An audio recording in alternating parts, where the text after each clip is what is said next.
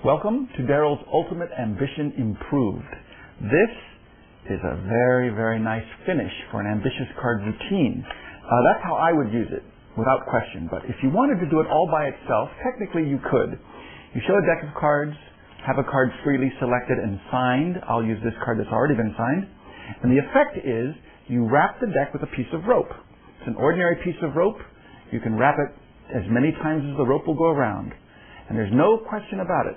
This is definitely, completely, sleight of hand proofing the entire pack. That's the idea. If I have the deck wrapped and tied with rope, there's absolutely no way to perform sleight of hand. Watch closely. Without sleight of hand, the signed card goes into the middle of the pack. And no matter how closely you look, you see it's definitely in the middle of the deck. It's definitely going in. It's definitely a signed card. Watch closely. I do absolutely nothing. Just push it in all the way. There's no way I could cheat. But if I snap the fingers, one card rises to the top.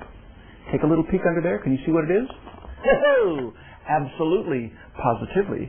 And that's all there is to it. Now, technically, you can have the card signed by as many people as you want. It doesn't make any difference. In fact, here's something I discovered just recently. You could also have the card signed on the back. So it used to be a joke. I'd have 5 or 6 or 7 people sign the card on the front. And then as an afterthought, at the very end, I'd say, oh, how about you? Would you mind signing it on the back? And I'd indicate one end of the back. Now watch closely. With the deck still wrapped and tied like this, the signed selection still goes in the middle of the pack, about halfway down. No matter how closely you look, just like before, you see it's definitely in the middle. It definitely goes in. No question about it. I mean, this is as clean as you can be. It really goes in all the way. And just like before, I push it in. In fact, to prove there's no sleight of hand, I'm going to hold it by the rope. Watch closely. That was it. The card rises to the top. You can see the signature on the back. You know it's the same card. In fact, you could pull it up just a little bit, take a little peek. The audience can see it's signed on the back. It's signed on the front by as many people as you had sign it, and you can give it away as a souvenir. This might be gilding the lily, but technically, you can even have a corner torn off. It doesn't matter. This is definitely the card that goes in. It's the exact same card that comes to the top. So if you wanted to, you could say, here, sign it on the back, sign it on the front. Here, tear off a corner. And let the spectator do this. No switch. The spectator tears off the corner, keeps it. You take the rest of the card, you put it into the middle of the deck just like before. Of course, don't do it over and over again. You just do it once. It's the finish. But decide which way you want to do it. Whether you want to do it at the end of the routine, or if you want to just do it all by itself. You take the card, signed card goes in the middle. You can see it going in the middle. No doubt about it, just like before. 100% positively into the middle of the deck. Just like before, you can hold it by the rope.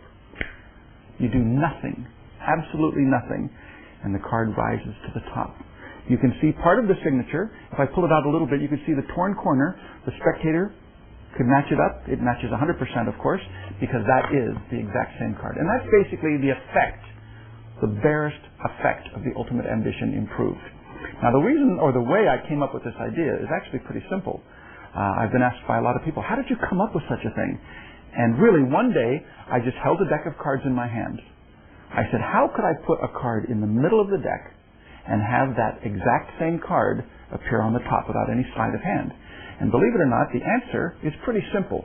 In fact, just for fun, if you don't know how this is done, you might want to turn off the tape for a few minutes and think about it. How would you do it?